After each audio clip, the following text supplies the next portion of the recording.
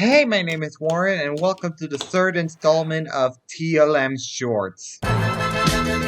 What and why? Well, some of you might be familiar with TLM Shorts from when I was on vacation. They were just easy videos for me to film and edit. And the reason why I'm doing a TLM Shorts today is because I've been feeling a bit tired and needed a fresh start after a few weeks. And because I'm taking the time to focus on something very special for this channel. That's right, if I'm doing a special video for my channel, or even taking a look at a figure with no box. A TLM Shorts video will be the start of my comeback. Pretty cool, right? But that's probably not what you're wondering. Why would you do a TLM Shorts on RID Menasor? Well, that's because it's a very simple figure with little to talk about, and I had to pad out the length of the video somewhere. Robots in Disguise, not the one that you guys are talking about, is supposed to be some kind of sequel to the Emmy Award-winning Transformer Prime series, and I'm not just jumping on the hate bandwagon because that's what haters want to do. I generally didn't bother with the series as a sequel. To be fair, I didn't really watch the entire series for myself, and I actually think that the concept is pretty cool. I mean, it was better than whatever the hell Prime Animations came up with. So good idea there, Hasbro. But from what episodes from the show that I have watched, and I can't believe I just admitted that, I find that the execution to this brilliant idea is pretty lacking. Funny scenes galore, a bunch of Decepticons being giant robotic animals and whatnot, and it just comes off as hilarious and trying a bit too hard. And of course, what everyone complains about, the toy line. Kinda ass. In terms of this line, it's up there with Beast Machines, Built to Rule, Power Core, Titanium, Animorph, and good old Star Wars. Now enough of the smack talk about the franchise and the fans. What about the figure itself? Despite it being pretty small, the figure itself is actually not that bad. And even though it's supposed to be Menasor from the show, which I think is one of the most try-hard designs. Ooh, here we have Motor Master, Drag Strip, Wild Break, Heat Seeker, and Slash Mark. They're badass. Do you get it?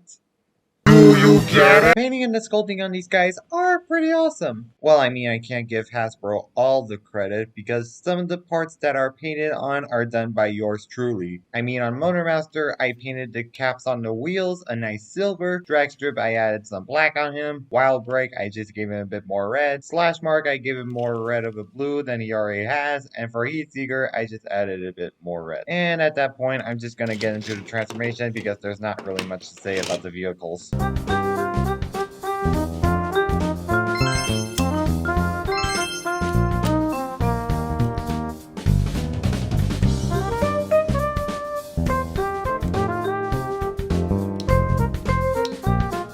And here we have them in their robot modes. Are they though? My custom paint job really carried over in this mode, but the proportions on these guys are a bit wonky. I mean, Dragstrip and Wild Break practically look like sticks, these guys look like shoes, and Motormaster is in desperate need of arm surgery. No point in talking about the posability on these guys, so let's just get into the size comparisons. Here's Legacy Skyquake, Studio Series Cliffjumper, Target Optimus Prime, my Blu-ray copy of Song of the Sea, and RID 2001 Tow Line, which is the superior RID figure. So after a series of simple and satisfying, let's just get into the combination before this video goes on for an hour.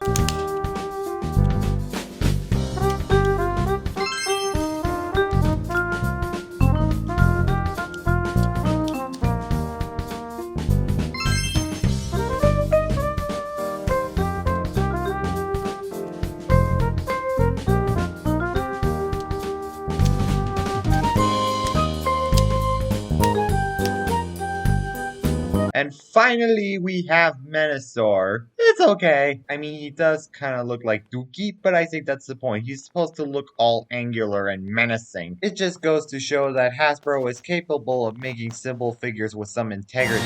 And I especially like how solid the connections on this guy are. But the back does look a little kind of shit. And as you saw from the beginning, he comes with a sword. A very pathetic sword. Doesn't lock into place, so gravity kind of takes its toll. Come on, soldiers, stand up straight!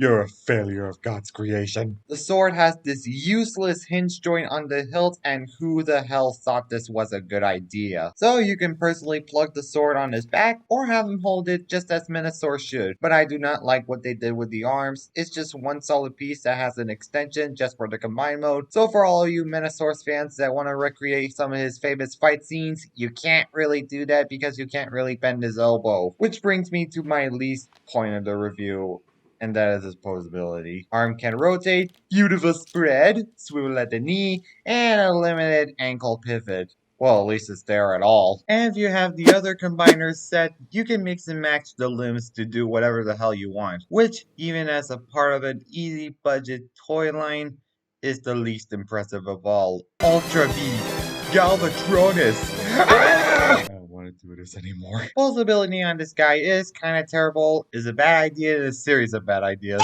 and the size of the figure is not that special. Skyquake, Cliff, Prime, Movie, and Toe Line. Overall, this figure is not bad, at least it gets a kiss. Or Robots in Disguise as a sequel to Now I won't go so far as to give this guy a hug, but I can't go as far as to give this guy a triple kiss. Which to me is kind of a disappointment, because this design deserves so much better than this Mav figure. I mean, he doesn't even have any swivels on this guy, believe me, I checked. But if you guys want me to talk about something I absolutely despise, please leave it down in the comments and I'll give you my response. So, seeing that this is my late Easter video, and a happy Mother's Day to you. Now, if you'll excuse me, I have to take care of some business.